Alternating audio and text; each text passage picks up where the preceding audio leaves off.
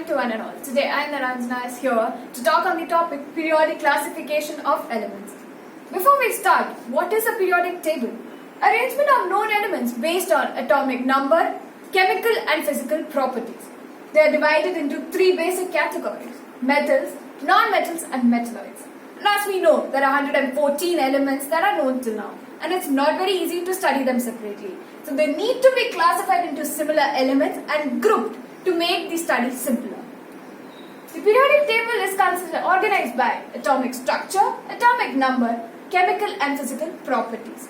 The earlier attempt of classifying elements was by dividing them into two categories, metals and non-metals. But this wasn't a success, it was a failure because a new element discovered, that was metalloids. Metalloids are elements which are properties of both metals as well as non-metals. Then a German chemist came into limelight, Johannes Wolfgang Dobener, in the year 1870. He saw similarities in many elements, and therefore he classified these elements in increasing order of the atomic masses into groups of three elements and called it triad. As you all know, triad means three. Dobener's law of triad, when three elements in a triad are written in order of increasing atomic masses, the atomic mass of the middle element was roughly the average of the atomic masses of the other two elements. But again, there was a defect in this. In this classification was that all the known elements could not completely fit into this law. So now came in another Englishman, namely John Newland, in year 1864.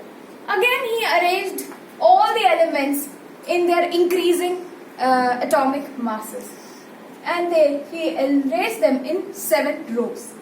Newland classified the elements in the increasing order of the atomic masses into group of 8 elements called octaves, like the notes of music: sa, re, ga, ma, pa, dha, ni. Since the properties were repeated every 8th element, Newland referred to this arrangement as the law of octaves, like the law of music, like sa, re, ga, ma, pa, dha, ni. The 8th is sa, it again repeats. But like the previous Dobener's triad and the first early attempt, even this had defects. It wasn't a success. Some elements having different properties like cobalt and nickel were placed along with elements they did not have similarities like fluorine, chlorine and bromine. And iron, which had similarities with cobalt and nickel, was placed in different rows. This law is not valid for elements having atomic mass higher than calcium, that is atomic mass more than 40. Newly discovered element could not find a place in the Newland's table. Now came the father of the table, that is Dmitri Mendeleev. How he put? Well, he put elements in rows by increasing atomic weight. He kept elements in columns by the way they reacted. Spaces were left vacant to accommodate the elements to be discovered in future. It could be predicted the properties of the element which helped in the discovery of new elements. The inert gas elements discovered later could be placed in a separate group without disturbing the table. Again, aren't you guys shocked? Even this is a failure. He was known the father of table. Still, it is not a success. Anonymous pairs, the following pairs of elements don't follow the Paul Mendeleev's principle. Cobalt. It has an atomic mass of 58.9. With a higher atomic mass precedes nickel. Nickel has a lower atomic mass. It is 58.6. It had only some percentage difference in the periodic table. So it was a failure. Tellurium was again preceding iodine in the periodic table. Oh God, can you believe this? Elements such as copper and silver bear no resemblance with the alkaline metal, but they were placed together with the alkaline metals. Position of isotopes of elements were not at all clear. Hydrogen was not given a fixed position because it shows properties of metals as well as non-metals. Elements that are chemically similar with the gold and platinum have been placed in separate groups. Now, I think this is the final one. Yes, it is. It is the modern periodic table. You all are aware of the modern periodic table. The modern periodic table of elements is based on Mendeleev's periodic table. The only difference is, in Mendeleev's periodic table, the atomic masses were taken into consideration. But in the modern periodic table, atomic numbers are taken into consideration. In 1930, Henry Moseley showed that the atomic number of an element is more fundamental property than its atomic masses. Atomic number was adopted as the basis of modern periodic table. Modern periodic law, the properties of elements are periodic functions of their atomic numbers. The modern periodic table is based on modern periodic law, in which elements are arranged in increasing order of their atomic numbers. It's important to remember that they are arranged in atomic numbers and not in atomic masses. Why atomic number is better choice of classification than atomic masses? This question might have struck you all. It is because atomic number increases by 1 unit, not fractional, like we saw in the failure reason that was cobalt and tellurium.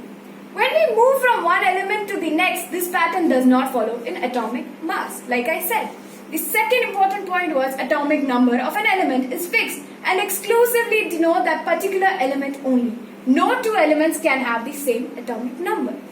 Guys, tell me one thing. Can iodine and sodium have the same atomic number? Obviously not. So that's the point. The arrangement in periodic table is given by Bohr, so it is also known as Bohr's table or long form of periodic table. This table is prepared on the basis of first, increasing order of atomic number or electronic configuration, like I said before. Same number of valence electron placed in one group. The modern periodic table has 18 vertical columns called groups and 7 horizontal rows called periods. In a group, all elements have similar electronic configuration or same valency, so have similar properties. In periods, all elements have different electronic configurations, so have different properties. Groups. The 18 vertical columns are named or numbered as 1, 2, 3, so on till 18. Elements of each group have same number of valence electrons, so has similar properties. First one, normal elements or representative elements. First, before discussing about this, I think we should discuss with the help of this picture that you all can see. The first one is the group 1, that is alkalis. The second one is the alkaline earth groups. Now the rest you can see, these are the noble gas group, and the one before them is the halogens. And now if you pay attention, the third group till the 12th group is known as transition elements. These are very important, by the way. Now, group 4 elements, each of the 6th and 7th periods are placed separately at the bottom of the table. Now, there are different elements that are placed below this table. Can you guess what? Okay, fine, I'll tell you.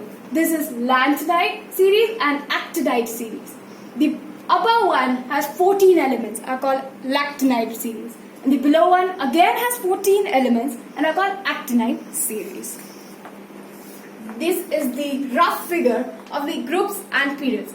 The above one is groups and this is known as periods. Now let's come to periods. The 7 horizontal rows are named as periods. 1, 2, 3, so on till 7, like we said for groups. But it had 18. The number of periods shows how many shells are present. For example, periods of elements 1 have 1 shell, K only. Like you all know, it is K, L, M, N and so on. Period number 1, number of shells present, K. Maximum number of elements 2, name of period, very short period. Second one is number of shells has KL. Maximum number of elements is 8. Name of period is short period. Third one is KLM. Maximum number of elements are 8 and it is also known as short period. Did you pay attention to it? The second and the third one are known as short periods. Now comes the fourth one, KLMN. Maximum number of elements is 18 and they are known as long periods. Fifth one is KLMNO. Maximum number of elements is 18. They are also known as long periods. Sixth one is KLMNOP. Maximum number of elements 32 and they are lactanides 58 to 71, very long periods. Seventh one is KLMNOPQ. Maximum number of elements are incomplete. Number of periods are actinides. Like we earlier discussed, the 14 elements that were placed below the lactanides. The elements of modern periodic table are roughly divided into metals. Left side of the table is the metals, like you can see in the picture, and the right side is the non-metals. And can you guys see the blue figure which is not categorized into metals or neither into non-metals? Yes, they are metalloids. I told you what metalloids are. I repeat, metalloids are elements that have properties of both metals as well as non-metals. So finally, you don't have demerits of this, but we have merits of this. So through the modern periodic table, one of the main problem was solved, which was isotopes position were clear, then position of nickel and cobalt were clear, and position of hydrogen was also clear. That's all. Thank you and have a nice day.